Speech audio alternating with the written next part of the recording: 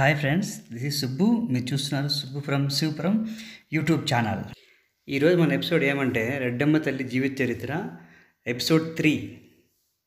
రెడ్డమ్మ తల్లి ఈక్వల్ సంతాన లక్ష్మి. చెర్లోపల్లి రెడ్డమ్మ మరియు ఆ కొండ హిస్టరీ టోటల్గా ఏమంటే నవాబుల కాలంలో రెడ్డమ్మ అనే ఆమె అక్కడ తొట్టివారిపల్లిలో నివసిస్తుండేది అనమాట. సో నవాబులు వచ్చేసింది ఆ గుర్రంకొండ కానీ చెర్లోపల్లి కానీ మొత్తం వాళ్ళు పాలిస్తుండే ఉన్నారు. రెడ్డమ్మ అనే ఆమె రూపము రంగు చాలా బాగుండేది అన్నమాట. సో ఆమె అక్కడ పుట్టడం వల్ల ఆ ఊరికి చుట్టుపక్కల ఆ ఊరి మొత్తం బాగా వర్షాలు పడడం వల్ల పంటలు బాగా పండడం జరిగేది. ఆమె గురించి ఈ నవాబులు తెలుసుకొని ఆమె రూపు రంగు బాగా నచ్చడం వల్ల ఆమెను బలాత్కారం చేయడం కోసమని ఆమెను తరుముకోవడం జరిగింది. అప్పుడు ఏం జరిగిందంటే ఆమెకి తనకున్న భక్తితో ఆ చెర్లోపల్లి దగ్గరలో ఉన్న పెద్ద బండలాంటి కొండను ఆమెకున్న ఆ భక్తితోనే ఆమె కొండను చీల్చేసిందని చీల్చి ఆ కొండలోకి వెళ్ళిపోయింది.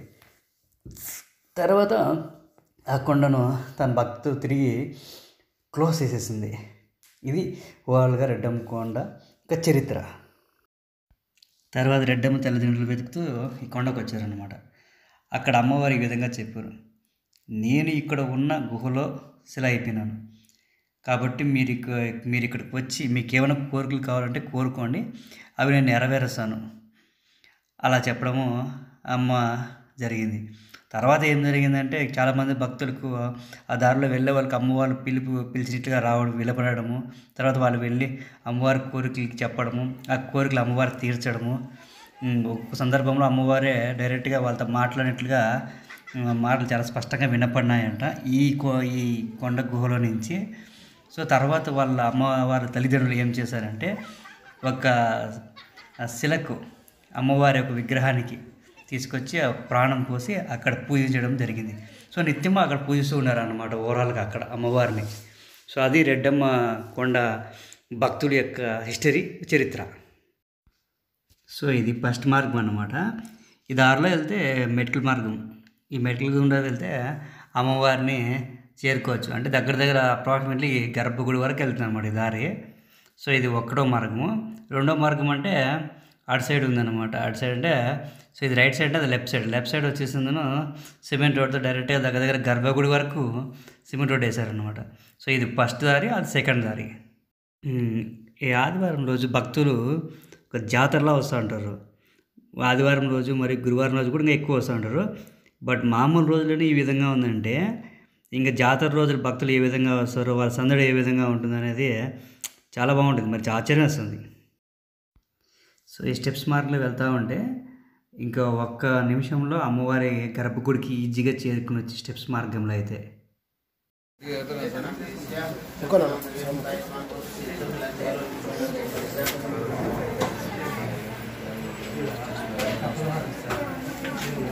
అని ఎట్లేదు అడ్డం నేను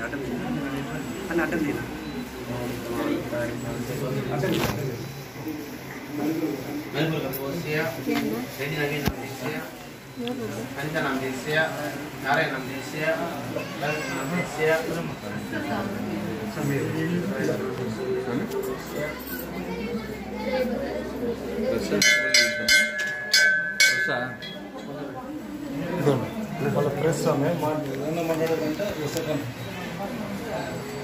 మీ పేరు స్వామి? ఎన్ని సంవత్సరాల నుంచి ఇక్కడ వర్క్ చేస్తున్నారు స్వామి? అమ్మవారి సేవ ఎన్ని సంవత్సరాల నుంచి మీరు చేస్తున్నారు? పూర్వీకుల నుంచి ఇక్కడే అమ్మవారి సేవలోనే ఉంటాం. సో అమ్మవారు ఇక్కడ ఎన్ని సంవత్సరాల నుంచి ఉన్నారు స్వామి? 400 సంవత్సరాల నుంచి స్వామి. ఓకే, అదే కానీ మీరు బిజీగా ఉన్నట్టున్నారు. అవును స్వామి, కొద్దిగా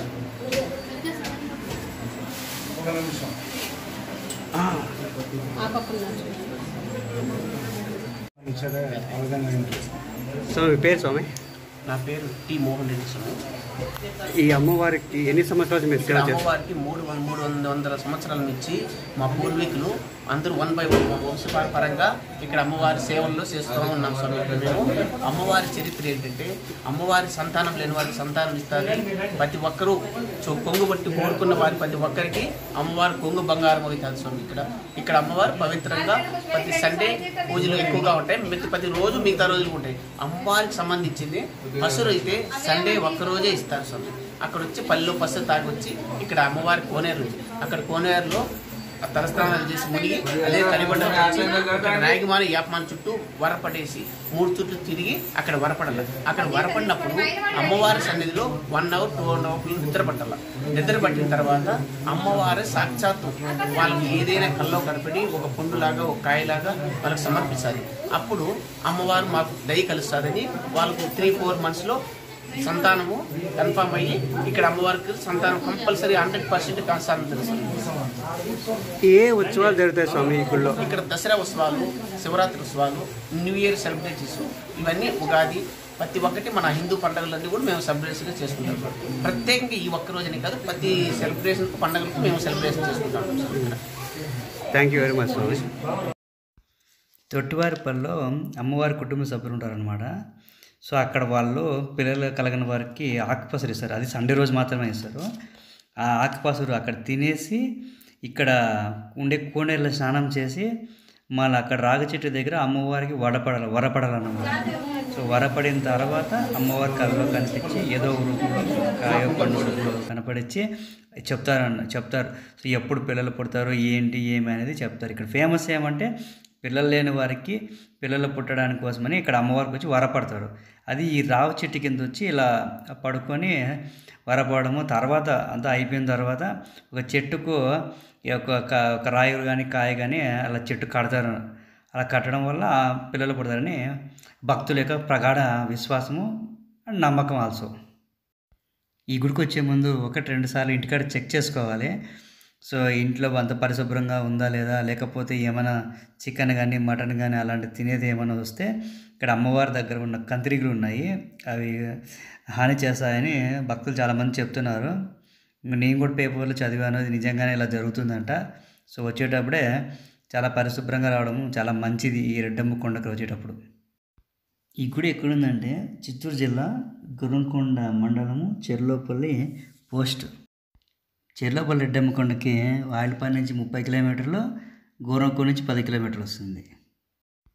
మదనపల్లి నుంచి గుర్రంకొండకు పోయే నేషనల్ హైవేలో చెర్లోపల్లి నుంచి ఒక 2 కిలోమీటర్లు పోతే లెఫ్ట్ సైడ్ చెర్లోపల్లి రెడ్డమ్మ కొండ క్రాస్ అని వస్తుంది. అక్కడి నుంచి ఒక 1 కిలోమీటర్ లేదా 1.5 కిలోమీటర్ వెళ్తే రెడ్డమ్మ కొండకి ఈజీగా చేరుకునేవచ్చు.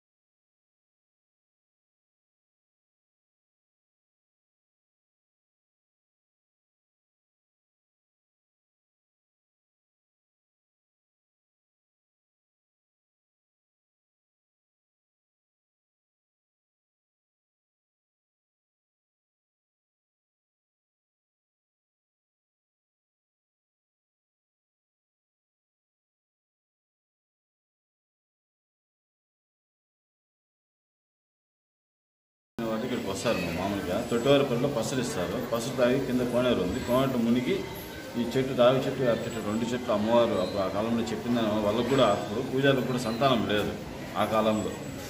వాళ్ళు ఏం చేశారు, వాళ్ళే తాగారు ఆ పసరు. వాళ్ళ సంతానం కలిగినాక మన ప్రజలందరికీ ఇస్తూ ఒక ఆదివారం పూట మాత్రం ఇస్తున్నారు పసరు అమ్మవారికి. అదేవిధంగా అప్పటి నుంచి వంశపారంపర్యంగా వాళ్ళు ఆ ఇంటి వంశస్థులు ఇస్తూ వచ్చారు.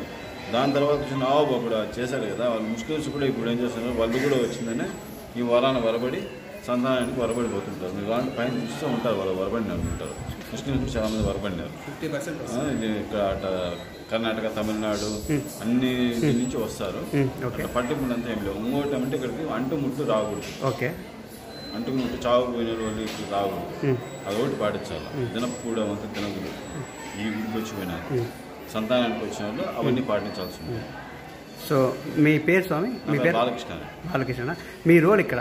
నేను జూనియర్ అసిస్టెంట్. ఓకే. ఇవి ఏంటి స్వామి? ఇవి సో ఇవి తీసుకొని పైన 2 చెట్లు 3 చెట్లు ఉన్నాయి కదండి. ఓకే స్వామి. అడవి వరబడి వాళ్ళకి పండుకుంటారు. వాళ్ళు నిద్ర పట్టిన పండుకొని అమ్మవారి దర్శనానికి వెళ్తారు.